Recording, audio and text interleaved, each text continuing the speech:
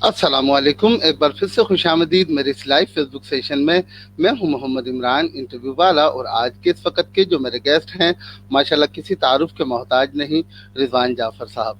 रिजवान जाफ़र साहब के बारे में जैसे कि आप तमाम तर देखने वाले नाज़रीन पहले से ही बहुत कुछ जानते हैं। पाकिस्तान मीडिया इंडस्ट्री के चंद नामवर सहाफ़ियों में से इनका शुमार होता है और ये एंकर पर्सन है एट आज न्यूज़ चैनल पर। प्रोग्राम सवाल है पाकिस्तान का में, और इनका आजकल अपना एक यूट्यूब चैनल भी है, उस पर भी ये बहुत सारी इस तरह की वीडियोस शेयर करते रहते हैं अक्सर व बेशतर, और खुसूसन सोशल मीडिया के तवज्जुह से भी वो नाज़रीन के साथ अक्सर व बेशतर कनेक्ट रहते हैं।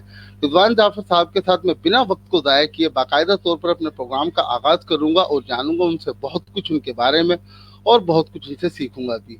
तो बाकायदा तौर पर इस वक्त मैं रिजवान जाफ़र साहब से इस वक्त मुखातिब हो रहा हूँ। अस्सलाम वालेकुम रिजवान भाई। वालेकुम सलाम इमरान साहब, थैंक यू वेरी मच कि आपने मुझे याद किया, और आपके तमाम चाहने वालों को और तमाम व्यूवर्स को अस्सलाम वालेकुम। जी वालेकुम अस्सलाम। तो रिजवान भाई, जैसे कि आपका तारुफ तो मैं करा ही चुका हूँ माशाल्लाह, और आप किसी तारुफ के वैसे मोहताज तो हैं नहीं, तो यहाँ पर मेरे ख्याल से प्रोग्राम का आगाज करते हैं, सवाल की जानिब बढ़ते हैं, अगर आपकी इजाजत हो तो। जी जी, तो रिजवान साहब, जैसे कि मैं थोड़ा सा ये जानना जरूर चाहूंगा आपसे, शोबा सहाफत में आपने कब से कदम रखा और आज आप यहाँ तक जो पहुंचे हैं किस तरह से, थोड़ा सा इस बारे में बताइएगा। थैंक यू वेरी मच, आपका बहुत बहुत शुक्रिया।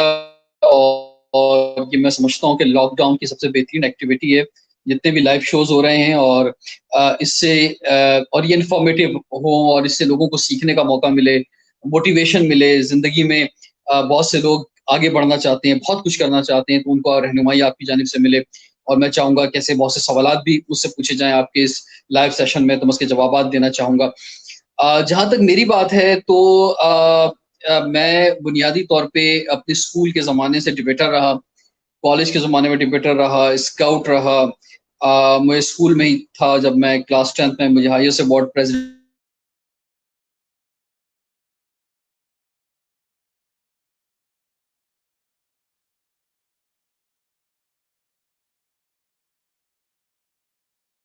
एंकर आए। सहाफत की ऐसी ख्वाहिश नहीं थी।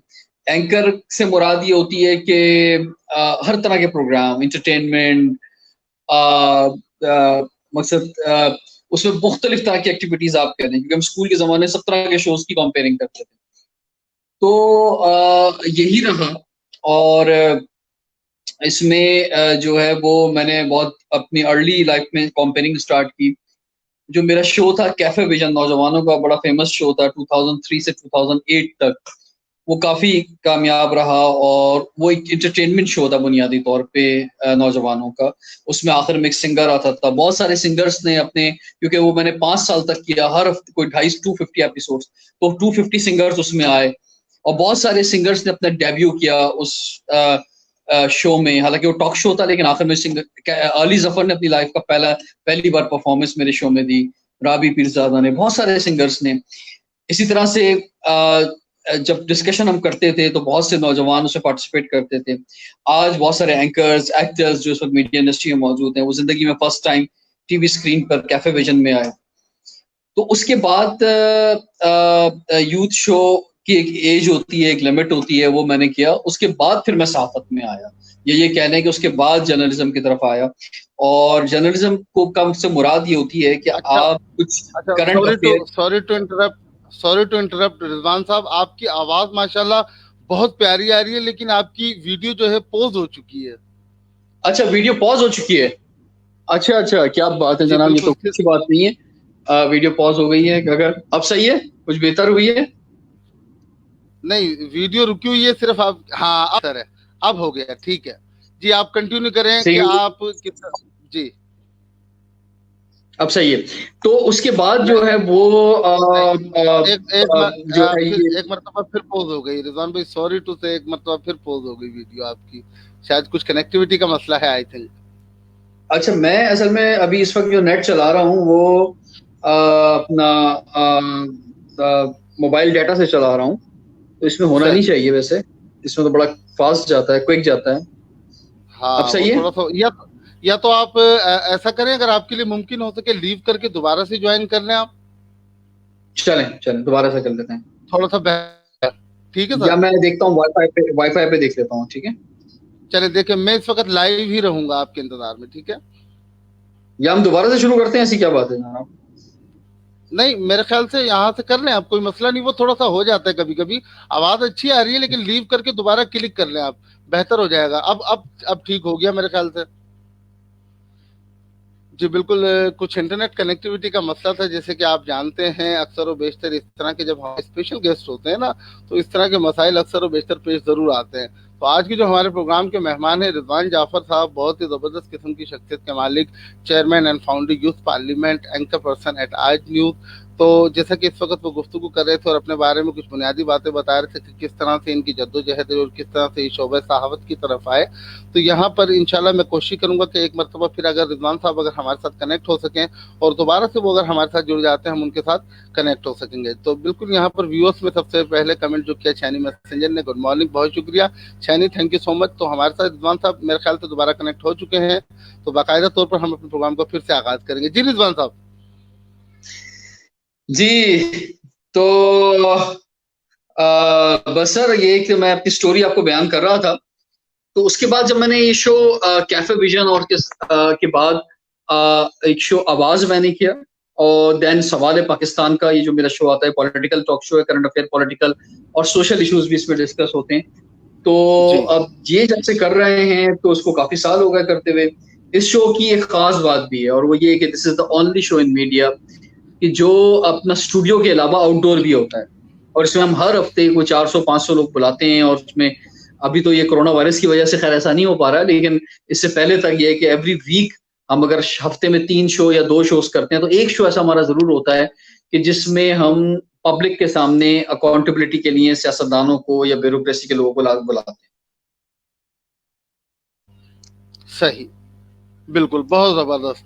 اچھا رضوان صاحب, یہاں پر موجودہ حالات کے پیش نظر میں آپ سے ایک سوال یہ ضرور کرنا چاہوں گا, کیونکہ آپ میڈیا کے پرسن ہیں.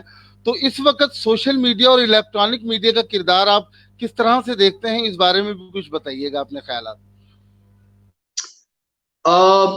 دیکھیں, سوشل میڈیا اور الیکٹرانک میڈیا میں کافی ڈفرینس ہے. سوشل میڈیا تو عوام کی آواز ہے, لوگ جو دل چاہتا ہے بولتے ہیں, جو دل چاہتا ہے لوگ اس کو لکھ دیتے ہیں.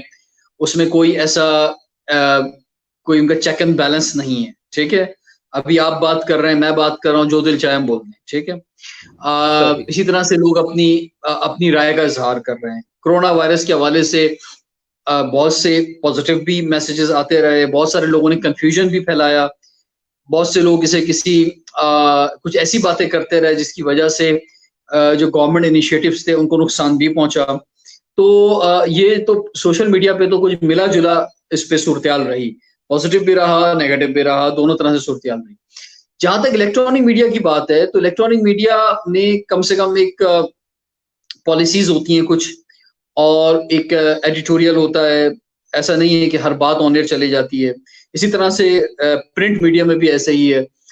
جہاں تک الیکٹرانک میڈیا کی بات ہے تو میں اس میں کہنا چاہوں گا کہ اس میں بہت کم ایسا ہوتا ہے کہ الیکٹرانک میڈیا اپنی خبر خود جنریٹ کرے یا اپنی خواہشات کے مطابق چیزوں کو جو ہے وہ بنانے کی کوشش کرتے.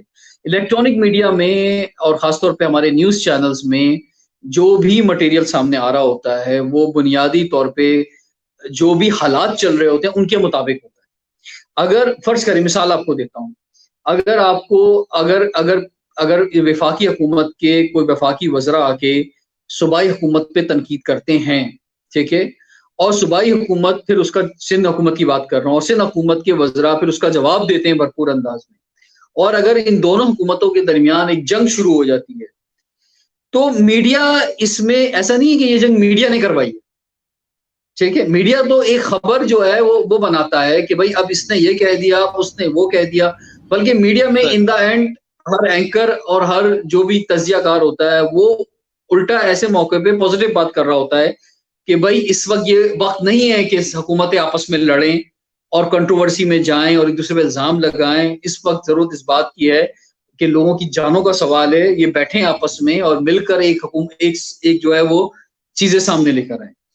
تو یہ جو رول ہے میڈیا کا، گو کہ لوگ اس کو نیگیٹو کہتے ہیں کہ دیکھو یار یہ کتنا نیگیٹیوزم پھیلا رہا ہے یا کتنی جو ہے یہ اس طرح کی خبریں دے رہا ہے. تو یہ میڈیا نے خود تو نہیں بنائی، یہ تو بنوائی گئی ہیں، یا حکومتیں خود بنا رہی ہیں اس طرح کی چیزیں. میڈیا مجبور ہے، اگر کہ میڈیا مثلا اتنا بھولا بھی نہیں ہے کہ وہ چیزیں نہ دکھائے، میڈیا تو دکھائے گا، لیکن آپ اگر ایسا نہیں کرو گے تو میڈیا پہ نہیں دکھائے گا. صحیح.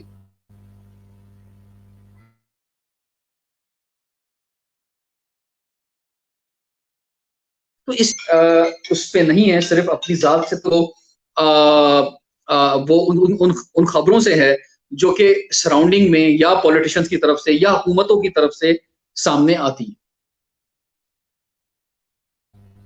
صحیح بالکل. اچھا رضوان صاحب، جیسا کہ آپ founder and chairman youth parliament بھی ہیں، تو مجھ سمیت میرے کچھ نام کو یہ ضرور بتائیے گا جنہیں اب تک نہیں پتہ اس حوالے سے کہ یہ یوتھ پارلیمنٹ بنانے کا کیا مقصد کیا ہے آخر، اور یہ آپ نے کب بنائی اور کیا مطلب ہے، کیا چیز یہ؟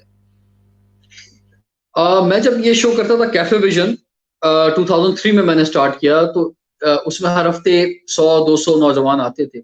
تو 2 سال بعد جب میں نے 100 ایپیسوڈ میں کرنے گیا 2005 میں، تو اس وقت میرے پاس ہزاروں نوجوان جمع ہو چکے تھے جو چاہتے تھے ملک کے لیے کچھ کریں.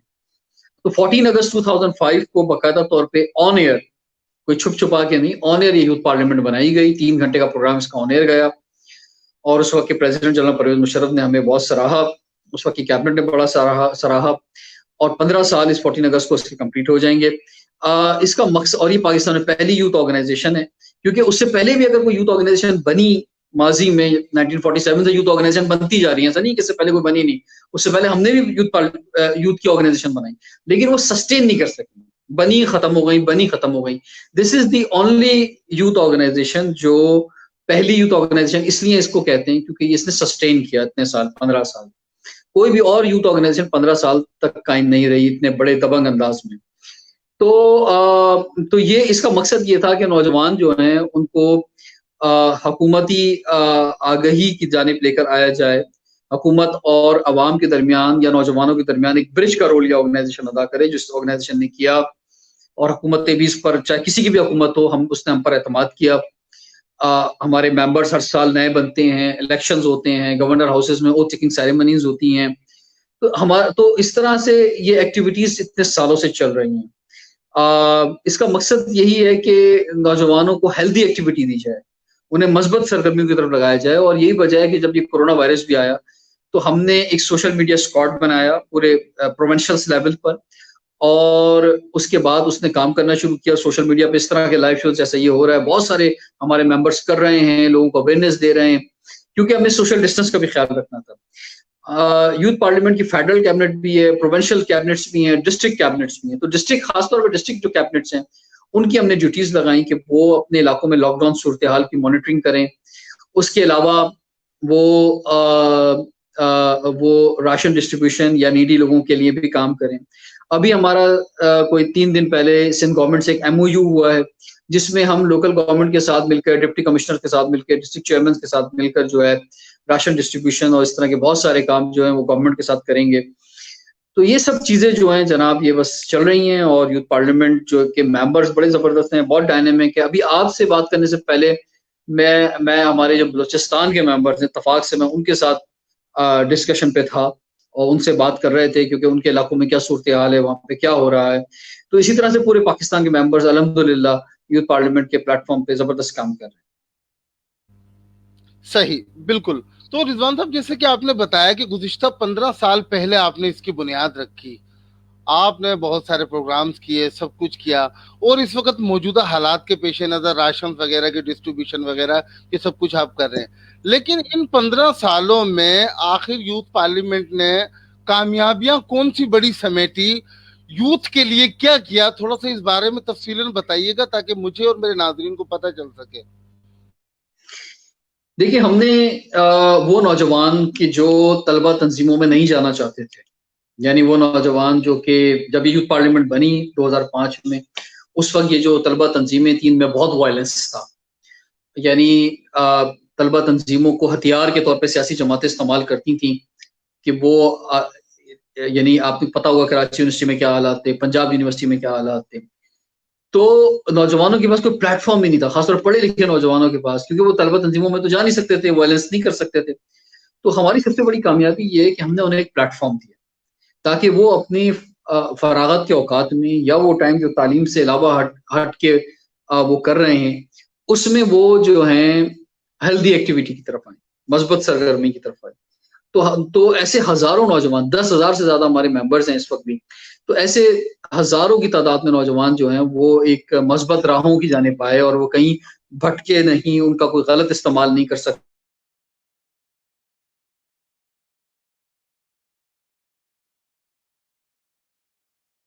کہ ہم نے جو ہے وہ دوسری بڑی کامیابی یہ ہے کہ ہم نے نوجوانوں کو جو ہے وہ وہ ایک حکومتی اونرشپ دی, کیونکہ ہمارے نوجوان کے اندر ایک فرسٹریشن موجود ہے اور وہ ہمیشہ آپ کو حکومتوں کے خلاف, وزیروں کے خلاف, گورنر, وزیر اعلیٰ, پرائم منسٹر کے خلاف ہمیشہ برا بھلا کہتے ہی ملیں گے, کیونکہ ان کے ساتھ ایک دوری ہے حکومتوں کے درمیان اور عام لوگوں کے درمیان. تو ہمارے اس پلیٹ فارم کے ذریعے نوجوان جو ہیں وہ حصہ بنے حکومتوں کا, انہوں نے سوال اٹھائے ہمارے ڈائلاگ سیشن کے ذریعے حکومتوں سے, وہ قریب آئے, حکومتوں کی بہت ساری اپارچونیٹیز کا حصہ بنے. تیسرا یہ کہ ہمارے اس پلیٹ فارم کے ذریعے, کیونکہ یہ انٹرنیشنلی ریکگنائز پلیٹ فارم ہے, تو میں خود بھی دنیا کے بہت ملکوں میں گیا, اسی طرح ہمارے ممبرز دنیا کے بہت ملکوں میں گئے, ابھی بھی ہمارے ممبر جو ہیں وہ یورپ میں موجود ہیں, امریکہ بہت سارے ممبرز ہمارے گئے, دنیا بھر میں ہمارے ممبرز نے, رشیا ہمارے ممبرز گئے, دنیا بھر میں ہمارے ممبرز نے پاکستان کو ریپرزینٹ کیا, یہ کہ بہت بڑی بات ہے. اس کے علاوہ ہماری کامیابی یہ ہے کہ ہمارے پاس سکسیس سٹوریز موجود ہیں نوجوانوں کی, کہ بہت سے نوجوان جو کہ بہت چھوٹے علاقوں سے آئے یا بہت سارے ایسے علاقوں سے آئے کہ جن کا جو ہے وہ جن کو لوگ نہیں جو ہے وہ جانتے ان علاقوں کو, وہاں سے نکل کر انہوں نے آج بڑی کامیابیاں حاصل کی. تو اس آرگنائزیشن سے جو نوجوان آئے اور اس میں رہے, اور کیونکہ اس میں ایک پیریڈ ہوتا ہے, 2 سال تک آپ پروونشل کیبنٹ میں رہتے ہیں, 1 سال تک آپ ڈسٹرکٹ کیبنٹ میں رہتے ہیں, 2 سال تک آپ فیڈرل کیبنٹ میں رہتے ہیں. تو اس میں ہمارے ایلمنائز بھی ہیں بہت سارے ممبرس, بہت سے ابھی جڑے ہوئے بھی ہیں, لیکن وہ سب ہمارا حصہ ہیں. اگر ایلمنائی بھی ہو جاتے ہیں تو انہیں بھی ہم اون کرتے ہیں, وہ بھی ہمارے ممبرز ہیں, ایلمنائی ممبر ہیں. تو وہ اب انشاءاللہ تعالی آنے والے وقتوں میں آپ ان کو دیکھیں گے کہ وہ حکومتوں میں جائیں گے. ابھی میڈیا میں تو بہت بڑی تعداد میں ہمارے ممبرز موجود ہیں, مختلف نیوز اینکرز, مختلف ہوسٹ, مختلف ایکٹرز, بیہائنڈ دی کیمرہ تو بہت سارے لوگ موجود ہیں. اس طرح سے بہت سارے اداروں میں جانے شروع ہو گئے ہیں, CSS کے ایگزام دے کر, پولیس میں لوگ جا رہے ہیں, بیوروکریسی میں بہت سے ممبرز آ گئے ہیں. اب انشاءاللہ مجھے امید ہے کہ اب جو بلدیاتی انتخابات ہوں گے اگر اپنے ٹائم پہ ہوتے ہیں, تو بہت بڑی تعداد میں بلدیاتی الیکشن کے اندر آپ جو ہے دیکھیں گے کہ یوتھ پارلیمنٹ کے ممبرز آئیں گے. ہمیں امید ہے کہ ہماری کوشش ہے کہ کراچی کا میئر بھی اس دفعہ یوتھ پارلیمنٹ کا آئے, اور اس طرح سے اور شہروں کے میئرز بھی جو ہیں وہ یوتھ پارلیمنٹ سے آئیں. پھر اس کے بعد جنرل الیکشن اگر اپنے ٹائم پر ہوں گے تو اس میں بھی ہمارے ممبر جو ہیں اس دفعہ MNAs MPs کے لیے کھڑے ہوں گے. تو ابھی سکسیس سٹوریز کا جو سلسلہ ہے وہ جاری ہے, ابھی وہ ختم نہیں ہوا. ابھی جو ممبرز ہیں وہ ان کی سٹوریز, ابھی پکچر ابھی باقی ہے ان کی نا, تو وہ دیکھیں انشاءاللہ تعالی جب کمپلیٹ ہوگی تو یہ ایک بہت زبردست سٹوری بنے گی. صحیح, بہت زبردست رضوان صاحب, ماشاءاللہ, اللہ پاک آپ کو کامیاب کریں. انتہائی قابل تحسین اقدامات ہیں آپ کی جانب سے, اور بالکل آپ کی بہت ساری خدمات ہیں. اچھا, یہاں پر میں ایک سوال یہ بھی ضرور آپ سے کرنا چاہوں گا کہ جیسے کہ گزشتہ کچھ عرصہ پہلے, یا میرے خیال سے کچھ دن پہلے, ایک کمیٹی تشکیل دی گئی ہے, آپ اس کے ممبر بھی ہیں FPCCI کے. آپ تھوڑا سا اس بارے میں بھی بتائیے گا, اس کا کیا مقصد ہے کمیٹی بنانے کا؟ جی, میں اس کا کنوینئر ہوں, ہیڈ آف دس, اس کمیٹی کا میں ہیڈ ہوں, اور بلکہ میں آپ کو بھی دعوت دوں گا اس میں آپ شامل ہوں. اور وہ ہماری کمیٹی جو ہے FPCCI کی social media and youth development کی کمیٹی ہے, اور اس میں ریحان اللہ والا صاحب بھی موجود ہیں, اس میں بہت سارے ماشاءاللہ بڑے قابل لوگ موجود ہیں. تو اس میں جو ہے ہم FPCCI جو ہے federation of Pakistan chamber of commerce business community کا سب سے بڑا ادارہ ہے. تو میں اس کی پچھلے 5 سال سے اس ادارے میں شامل ہوں اور مختلف کمیٹیز کا میں ہیڈ رہا ہوں پچھلے 5 سال سے، کیونکہ ہر سال نئی کمیٹی بنتی ہے. تو اس پچھلے سال ہماری جو کمیٹی تھی وہ میڈیا اینڈ یوتھ ڈیولپمنٹ تھی. اس دفعہ ہم نے میڈیا کے بجائے ہم نے سوشل میڈیا اس کو کر دیا ہے، تاکہ ہم سمجھتے ہیں کہ سوشل میڈیا زیادہ پاورفل ہے بنسبت میڈیا کے اس وقت. تو سوشل میڈیا میں بہت سارے لوگوں کو انکلوڈ کر سکتے ہیں. تو اس کا مقصد یہی ہے کہ بزنس کمیونٹی سے لنک کیا جائے ہمارے نوجوانوں کو، ان کی ٹریننگ کروائی جائے، اور ایف پی سی سی آئی جو کہ ایک بہت بڑا ادارہ ہے اس پلیٹ فارم کے ذریعے بھی کچھ سوسائٹی کی بہتری کے لیے سوشل میڈیا پر کام کیا جائے. صحیح، ماشاءاللہ، زبردست. چلیں، یہ تو تھے آپ کی زندگی کے کچھ ایسے گولز جن پر بات کرنا انتہائی ضروری تھا میرے خیال سے مجھے جاننا آپ سے اسپیشلی. تو اب ہم تھوڑا سا شعبہ صحافت کی طرف آئیں گے. ماشاءاللہ آپ اینکر پرسن بھی ہیں آج نیوز پر، تو تھوڑا سا یہ بتائیے گا کہ آپ نے بہت ساری سیاسی شخصیات کے انٹرویوز کیے، ان کے ساتھ ٹاک شوز کیے، سیشنز کیے، مختلف پہلوؤں پر بات چیت کی. تو آپ کا کوئی دلچسپ اس طرح کا سیشن کسی کے ساتھ تھوڑا سا اس بارے میں کچھ بتائیے گا جس میں آپ نے بہت کچھ سیکھا ہو یا بہت کچھ اپنے مقاصد اور اپنے ویژنز کے حساب سے کرنے کے لیے سوچا؟ اس بارے میں کچھ بتانا چاہیں گے رضوان صاحب؟ دیکھیں، جو اسٹوڈیو کے شوز ہوتے ہیں وہ تو ویسے ہی ہوتے ہیں جیسے آپ اور شوز دیکھتے ہیں.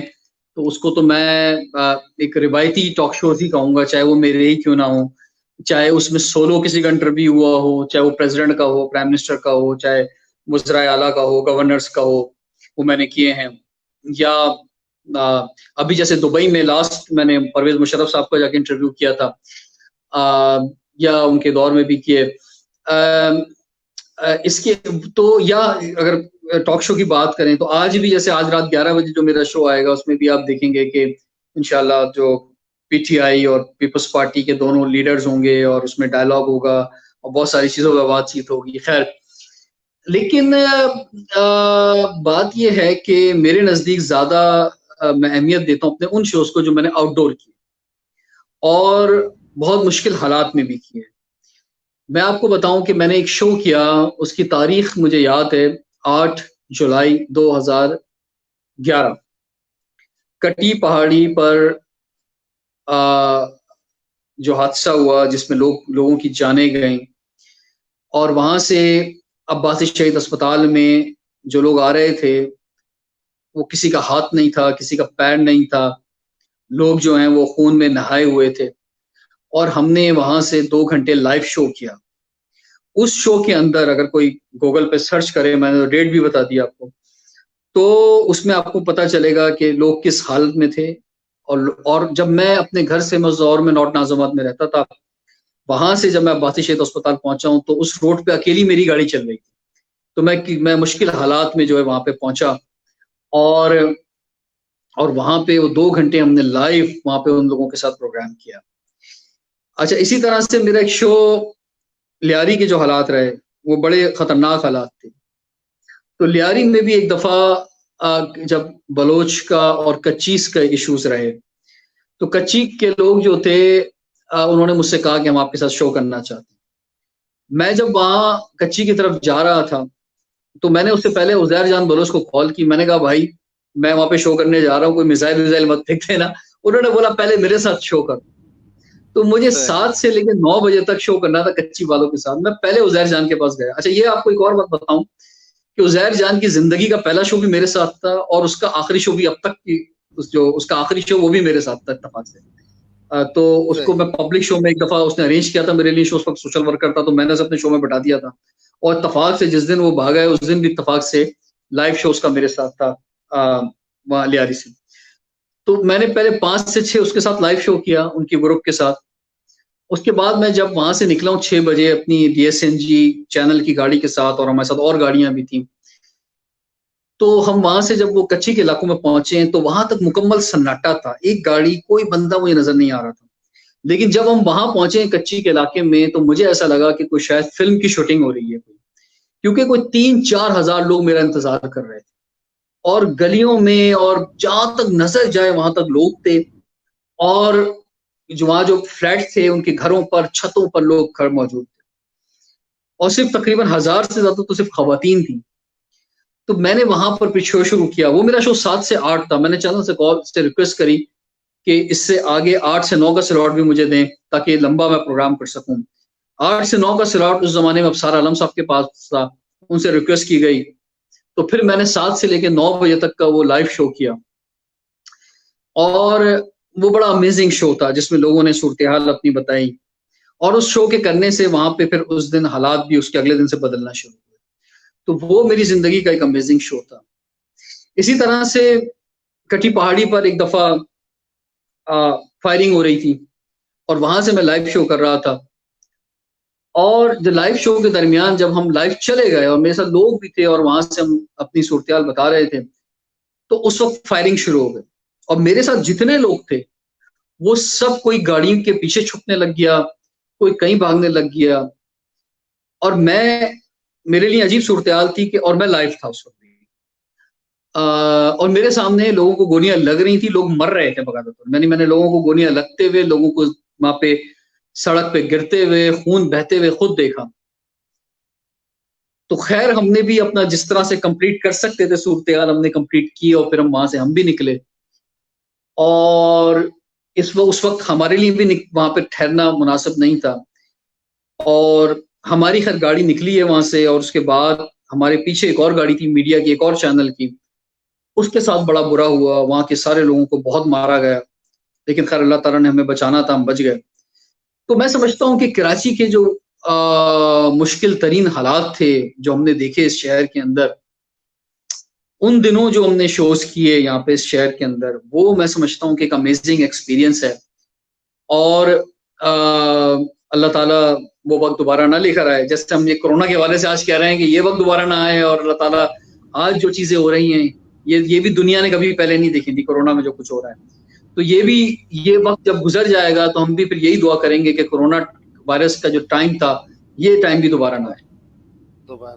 सही, बिल्कुल। अच्छा रिजवान साहब, मैं अपने नेक्स्ट क्वेश्चन की जानिब मूव करूंगा, लेकिन यहाँ पर हमारी एक व्यूअर मदीहा आवान और बहुत सारे नाज़रीन आपको देख रहे हैं। तो मदीहा आवान लिखती हैं कि hello sir, how you manage the situation the person is not responding to the right point. देखिए, जो भी बंदा होता है ना, वो जो जिद कर रहा होता है, यानी जो अपने प्रोग्राम में बात कर रहा होता है, वो उसके नजदीक वो उसका राइट पॉइंट होता है। बहुत जरूरी है टॉक शोज में कि हो सकता है आप समझ रहे हो कि वो गलत है, ठीक है, लेकिन आपको उसको रिस्पेक्ट देनी है, ठीक है, उसके पॉइंट को रिस्पेक्ट देनी है कि वो जो भी कह रहा है, जो गेस्ट है। तो अमूमन हम ये सोच रहे होते हैं कि, अच्छा मैं आपको एक और बात भी दिलचस्प बताऊं, अमूमन जितने भी एंकर हैं वो जब सवाल करते हैं ना, मैं अपनी जाती बात नहीं कर रहा, मैं हर एंकर की बात कर रहा हूँ तकरीबन, जब वो सवाल करते हैं तो वो उन्हें उसका जवाब भी मालूम होता है, उन्हें पहले से मालूम होता है कि मैं जिस गेस्ट से सवाल कर रहा हूँ उसका जवाब क्या देगा, लेकिन वो फिर भी कर रहा है। ये बड़ी दिलचस्प बात है, क्यों कर रहा होता है, ठीक है। तो अमूमन हम जब सवाल करते हैं तो हमें उसका जवाब पहले से मालूम होता है कि इस सियासतदान ने इसका जवाब देना क्या है। अच्छा, दूसरी बात यह है कि बाज औकात ऐसा भी होता है, और मेरे साथ तो बहुत होता है, कि जब मैं कोई सवाल करता हूं और मैं किसी सियासी जमात के बंदे सवाल कर रहा हूं, तो मुझे लगता है कि शायद इससे ज्यादा बेहतर जवाब मेरे पास है इसकी पार्टी की तरफ से, जो इसने नहीं दिया अभी, इसे देना चाहिए था। तो वो बड़ी अजीब सूरत हाल हो जाती है कि यार ये तो इसका जवाब, यानी जाहिर बात है बैक ऑफ द माइंड हम सोच रहे होते हैं कि इस गेस्ट ने ये जवाब दिया है, लेकिन अगर वो इससे बेहतर ये जवाब था, अगर ये दे देता तो शायद ज्यादा अच्छी बात होती। ये अपनी पार्टी के लिए हद से या इसके अपने पर्सनल लिहाज से शायद इसके जहन में उस वक्त वो बात आई ही नहीं जो इवन हमारे जहन में होती है। तो वो डिपेंड करता है, कभी कभी हम उसकी हेल्प कर देते हैं, ऐसा भी होता है, और कभी कभी हम आगे बढ़ जाते हैं, क्योंकि टाइम भी एक टॉक शोज में और खासतौर पर लाइव शोज में टाइम जो होता है वो भी बहुत मैटर कर रहा होता है, क्योंकि आप लाइव शो बड़ा तेजी से चल रहा होता है और आपको एक एक मिनट जो है काउंटेबल होता है और आप उसको आगे लेके जाना होता है शो को। तो वो जो मदिया आपका जो सवाल है, मैं समझता हूँ इसमें जिद मैं नहीं करता, कम से कम अगर किसी का पॉइंट ऑफ व्यू जिससे मैं एग्री नहीं करता, मैं उसको रिस्पेक्ट देता हूँ, वो उसका पॉइंट ऑफ व्यू है, और यही हमारे माशरे में होना चाहिए। सिर्फ टॉक शो की बात नहीं है, हमारी आम जिंदगी के अंदर भी लोग जो हैं वो डिफरेंट होते हैं, ٹھیک ہے. اور اگر لیکن ہم ان کو غلط سمجھ کے، اور ہم ان کو اتنا غلط سمجھتے ہیں، جو انتہا پسندی اسی کو کہتے ہیں، کہ ہم انہیں گولی مار دیتے ہیں. جو لوگوں میں قتل ہوئے ہیں آج تک وہ اسی لیے ہوئے ہیں کیونکہ ہم انہیں اتنا غلط سمجھتے تھے، ہم نے بولا اس کو قتل ہی کر دو، اس کو مار دو. اور مذہبی انتہا پسندی یا ایتھنک انتہا پسندی اسی وجہ سے آگے بڑھی. زبان کی بنیاد پہ جو قتل ہوتے گئے، مذہب کی بنیاد پہ جو قتل ہوئے، سیاسی بنیادوں پہ جو قتل ہوئے، وہ اسی لیے ہوئے، لوگوں کو اسی لیے خون بہایا گیا کہ ہم اس کو کہتے تھے یار یہ اتنا غلط ہے، اس کو مار ہی دو اس کو. تو میں سمجھتا ہوں کہ ایسا نہیں ہونا چاہیے. آپ لوگوں کو رسپیکٹ دیں. آپ ہاں اگر آپ مطمئن نہیں ہیں، آپ اپنا پوائنٹ آف ویو بیان کریں کہ بھائی آپ نے یہ بات کہی، لیکن میرے نزدیک جو یہ پوائنٹ آف ویو ہے، تاکہ دونوں باتیں سامنے آ جائیں، اور آپ پھر ویور پہ چھوڑ دیں، دیکھنے والے پہ چھوڑ دیں کہ وہ کس کی بات کو صحیح سمجھتا ہے. صحیح، بالکل. اچھا رضوان صاحب، جیسے کہ آپ نے ذکر کیا ابھی لیاری کا، کہ لیاری میں آپ نے پروگرام کیا کچھ کی آبادی میں، اور بہت ساری اس طرح کی باتیں بتائی. شعبہ صحافت میں صحافیوں کی زندگیوں کو انتہائی خطرات بھی لاحق ہوتے ہیں. تو خدا نخواستہ اگر کسی ناگہانی صورت کی وجہ سے اگر کچھ اس طرح کے معاملات پیش آ جاتے ہیں، تو میڈیا ہاؤسز کی جانب سے کیا کچھ اس طرح کی پالیسیز ہیں؟ آپ اس بارے میں کچھ بتا سکتے ہیں؟ یہ ڈپینڈ کرتا ہے میڈیا ہاؤس کون سا ہے. مثلا کچھ لوگ جو ہوتے ہیں وہ بہت اپنے لوگوں کو اون کرتے ہیں، ٹھیک ہے. اور کچھ ایسے بھی لوگ ہیں، کچھ ایسے ادارے بھی ہیں کہ جو اپنے لوگوں کو اون نہیں کرتے ہیں، ہم نے دیکھا ہے. تو اٹ ڈپینڈ کہ کون سا ادارہ ہے. لیکن جو میجورٹی ادارے ہیں وہ خیر اپنے لوگوں کو اون کرتے ہیں، ان کا علاج کرواتے ہیں، ان کی تنخواہیں نہیں روکتے ہیں، ان کی چیزیں چلتی ہیں. لیکن اس میں تھوڑا سا جو ہے لیکن بہت سے اداروں میں انشورنس نہیں ہے. میں آپ کو یہ بھی بتا دوں، کیونکہ انشورنس کچھ اداروں میں، کچھ بڑے اداروں میں انشورنس ہے صحافیوں کی، لیکن میجورٹی اداروں کے اندر جو ہے وہ انشورنس نہیں ہے. تو اس پر جو ہے حکومت کی پوری ایک پالیسی آنے کی ضرورت ہے. حکومت کو پیچھے کھڑے ہونے کی ضرورت ہے کہ یہ باقاعدہ طور پہ جس طرح یورپ میں ہوتا ہے، جس طرح امریکہ ہوتا ہے، تمام صحافیوں کی انشورنس ہوتی ہے اور اس میں ان کے تمام رائٹس کا خیال کیا جاتا ہے. تو وہ پاکستان میں نہیں ہے. تو کچھ ادارے اپنے طور پہ، بڑے ادارے 2-3 ہی ہیں جن کے پاس انشورنس ہے. 4 ادارے ہیں میرے خیال سے.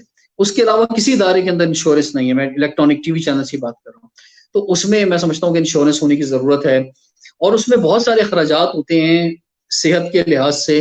مثال کے طور پہ ایمرجنسی اخراجات آ جاتے ہیں. میں بہت سے رپورٹرز کو جانتا ہوں جن کی وائف جو ہیں وہ اگر پریگننٹ ہیں، ہاسپٹل کے اندر ہیں، تو ان کے پاس ہاسپٹل کو دینے کے لیے پیسے نہیں ہوتے ہیں، ادارہ وہ نہیں کرتا ہے ان کو، ٹھیک ہے. جن کے کوئی خدا نخواستہ جن کے گھر میں اگر کوئی ایکسیڈنٹ ہو جائے تو یا ان کا جاب پہ نہیں ہے اور پھر ان کا ایکسیڈنٹ ہو جائے تو ان کے پاس ہاسپٹل کو دینے کے لیے پیسے نہیں ہیں، ادارہ نہیں دیتا ہے کہ آپ اس وقت آن ڈیوٹی نہیں تھے، آن جاب نہیں تھے جب ایکسیڈنٹ ہوا ہے.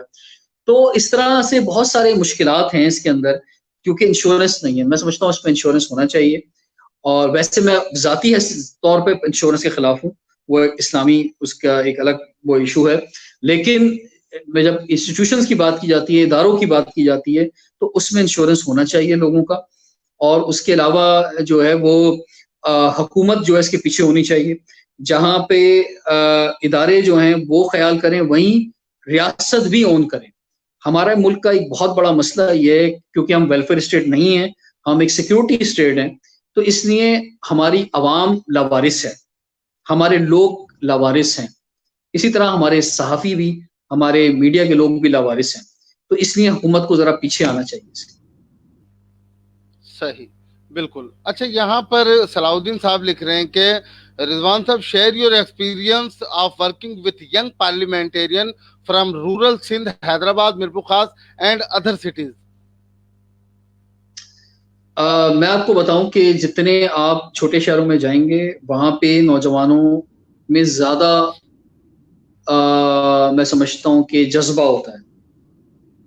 آپ نے سے حیدرآباد اور میرپور خاص کا ذکر کیا. میں اگر آپ کو حیدرآباد کی بات بتاؤں، مجھے جتنے لونگ ممبرس یوتھ پارلیمنٹ کے حیدرآباد میں ملے ہیں پورے پاکستان میں نہیں ملے. یہ بھی میں آپ کو بتا دوں. تو حیدرآباد میں اس وقت ہماری بہت زبردست اسٹرینتھ ہے. جو حیدرآباد میں ہر سال ڈسٹرکٹ کے الیکشنز ہوتے ہیں باقاعدہ طور پہ. وہاں پہ کیبنٹ بنتی ہے صرف حیدرآباد کی ڈسٹرکٹ پورے پاکستان میں کوئی کسی بھی شہر میں اتنا زبردست فالو یوتھ پارلیمنٹ کو نہیں کیا جاتا جتنا حیدرآباد میں کیا جاتا. تو وہاں پہ ہمارے جو سٹی کوآرڈینیٹر ہیں یامین صاحب، ان کا بھی ایک بڑا امپورٹنٹ رول ہے اس کے اندر. اور اس کے علاوہ وہاں کے تمام ممبرز جو ہیں وہ بڑے زبردست ہیں جو کہ کام کر رہے ہیں. میرپور خاص میں بھی بہت زبردست کام ہو رہا ہے، اور وہاں پر بھی ہمارا باقاعدہ طور پر آفس موجود ہے میرپور خاص میں تو یوتھ پارلیمنٹ کا. اس کے علاوہ جو اور چھوٹے شہر ہیں اس میں دیکھیے بات کیا ہے کہ میں سمجھتا ہوں کہ چھوٹے شہروں میں لیڈرشپ کی کمی ہوتی ہے، کہ آپ کو بنیادی طور پہ کوئی لیڈرز نہیں مل رہے ہوتے ہیں جو آگے چیزوں کو چلا سکیں. کیونکہ اگر ہم کراچی میں بیٹھے ہوئے ہیں تو ہمارے لیے بڑا مشکل ہے کہ ہم وہاں جا کے خود سے کچھ کر سکیں. ہمیں لوکل لیڈرشپ چاہیے ہوتی ہے، اور یہ جو ڈسٹرکٹ چیئرمینس اور سٹی کوآرڈینیٹرز کا جو کانسیپٹ ہم لے کر آئے، اسی لیے لے کر آئے تاکہ مقامی لیڈرشپ مل سکے ہمیں. تو الحمدللہ پاکستان کے 60 شہروں میں یوتھ پارلیمنٹ کے سٹی کوآرڈینیٹرز اس وقت موجود ہیں، 60 سے زائد شہروں میں، اور وہ لیڈرز ہیں وہاں. ہم ان پہ بہت زیادہ ڈپینڈنٹ ہیں، اور ہم سمجھتے ہیں کہ وہ جو کام وہاں کر سکتے ہیں وہ ہم بھی نہیں کر سکتے. تو اور اگر بہت سے شہر ایسے ہیں جہاں پر ابھی تک ہم نہیں پہنچے ہیں، ایسا بھی ہے. تو جہاں ہم نہیں پہنچے وہاں ہم کہنا چاہیں گے ان لوگوں سے کہ آپ ہم تک پہنچیں. پیاسا کنویں کے پاس جائے یا کنواں پیاسے کے پاس جائے، یہ فیصلہ آپ نے کرنا ہوگا. تو اس لیے آپ ہم تک پہنچیں، آپ ہمارے پاس آئیں، تو انشاءاللہ ہم سمجھتے ہیں کہ وہاں پر جہاں ہم نے کام نہیں کیا آج تک چھوٹے شہروں میں، وہاں پر بھی انشاءاللہ کام شروع ہو جائے. صحیح، بالکل، بہت زبردست. اچھا رضوان صاحب، میڈیا پرسنس کا سوشل میڈیا تو سمجھ میں آتا ہے، لیکن یوٹیوب کی جانب آنا اور اپنے اپنے ناموں سے اپنے چینلز کریٹ کرنا، یہ تھوڑا سا ایک عجیب بھی لگتا ہے، کیونکہ ظاہر سی بات ہے میڈیا پرسن تو آلریڈی الیکٹرانک میڈیا کے تھرو عوام کے ساتھ کنیکٹڈ ہوتے ہیں، اپنا پیغام اپنی آواز ان تک پہنچا سکتے ہیں. تو جیسے کہ میں آج آپ کے بارے میں سرچ کر رہا تھا تو میں نے آپ کی ایک ویڈیو دیکھی کہ آپ نے یوٹیوب چینل کیوں بنایا. اس بارے میں تھوڑا سا یہاں پر پروگرام کے آخر میں بتا دیجیے گا. اچھا دیکھیں، میں اپنی ذاتی بات تو ایک ڈفرینٹ ہے. میرا مقصد تو جو یوٹیوب چینل بنانے کا وہ سوشل، یا یہ کہہ لیں کہ یوتھ پارلیمنٹ بھی ہے، یا میں بہت سارے کام ایسے کرتا ہوں جو میڈیا سے ہٹ کر بھی ہیں. تو اس کے بہت سارے ریزنس ہیں میرے تو جو یوٹیوب چینل بنانے کے. لیکن جو اوور آل میں اینکرز ہیں، ہمارے دوست جرنلسٹ ہیں، وہ یوٹیوب چینل کیوں بناتے ہیں، یہ بڑا امپورٹنٹ سوال ہے آپ کا، جس میں کسی حد تک 20% 25% میں بھی آتا ہوں.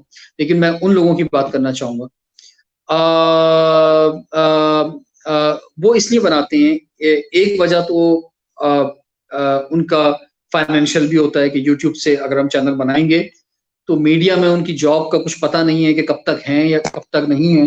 تو اس میں ذرا لانگ ٹائم وہ جو ہے فائنینشیل ان کو ایک سپورٹ جو ہے وہ ہو جائے گی.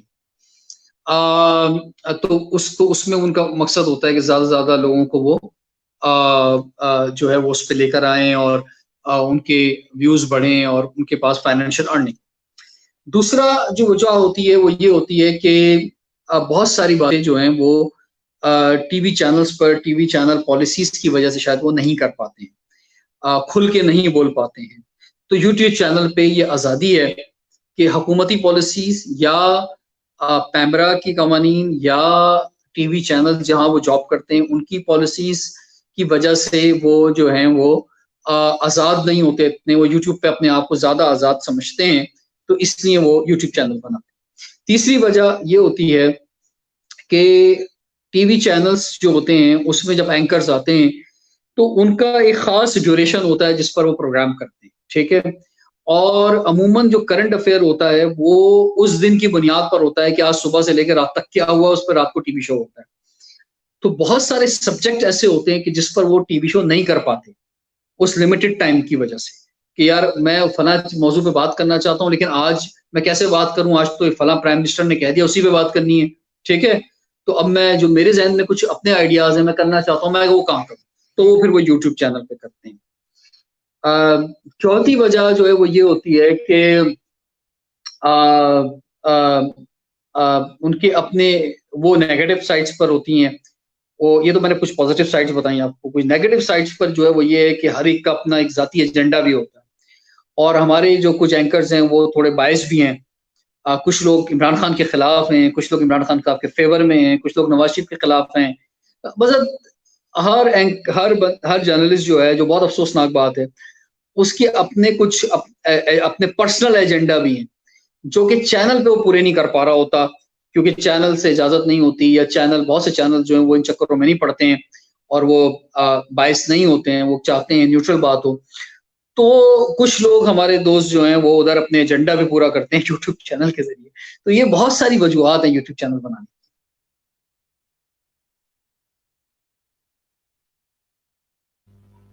صحیح. صلاح الدین عباسی صاحب لکھ رہے کہ monetising important factor in making YouTube channel.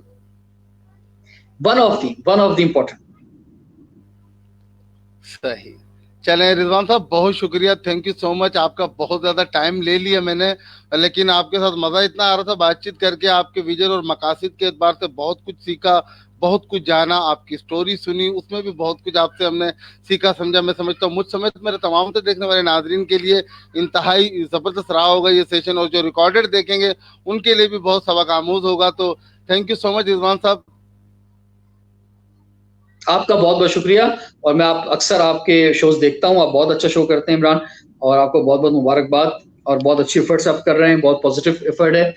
تو آپ کو اور آپ کے تمام ویورز کو بہت بہت مبارکباد. انشاءاللہ دس از آپ کے ساتھ فرسٹ انٹرویو ہے، لیکن آخری نہیں ہے. انشاءاللہ دوبارہ کریں گے. انشاءاللہ بالکل. پروگرام کے آخر میں کوئی پیغام دیتے جائیے رضوان صاحب. دیکھیے، میرا پیغام محبت ہے، جہاں تک پہنچے. یہ تو بڑی بنیادی بات ہو گئی. دوسری بات یہ ہے کہ یہ جو کرونا وائرس کا معاملہ ہے اس وقت، اس کو لوگ تھوڑا سیریس سمجھیں، اس کو مذاق نہ سمجھیں. اس کے پیچھے جو کنٹروورسی آ رہی ہیں یا تھیوریز آ رہی ہیں مختلف، چائنا کے حوالے سے، امریکہ کے حوالے سے، اسرائیل کے حوالے سے، نیو ورلڈ آرڈر کے حوالے سے، 5G کے حوالے سے، میں یہ سمجھتا ہوں کہ ہو سکتا ہے ان میں سے کوئی تھیوری صحیح ہو. ایسا نہیں ہے کہ نہیں ہے. امریکہ میں سب سے زیادہ پیشنٹس ہیں، لیکن 9/11 بھی امریکہ میں ہی ہوا تھا. ٹھیک ہے، تو ہو سکتا ہے بہت ساری چیزیں ٹھیک ہوں جو لوگ کہہ رہے ہیں اس کے بالکل پیچھے. لیکن سوال یہ پیدا ہوتا ہے کہ جو سٹوریز ہوں وہ ٹھیک ہیں، لیکن مجھے تو اپنی ذات کا سوچنا ہے اور اپنی فیملی کا سوچنا ہے، اپنے شہر کا سوچنا ہے اور اپنے ملک کا سوچنا ہے. ٹھیک ہے نا؟ تو اس کے لیے احتیاط ضروری ہے.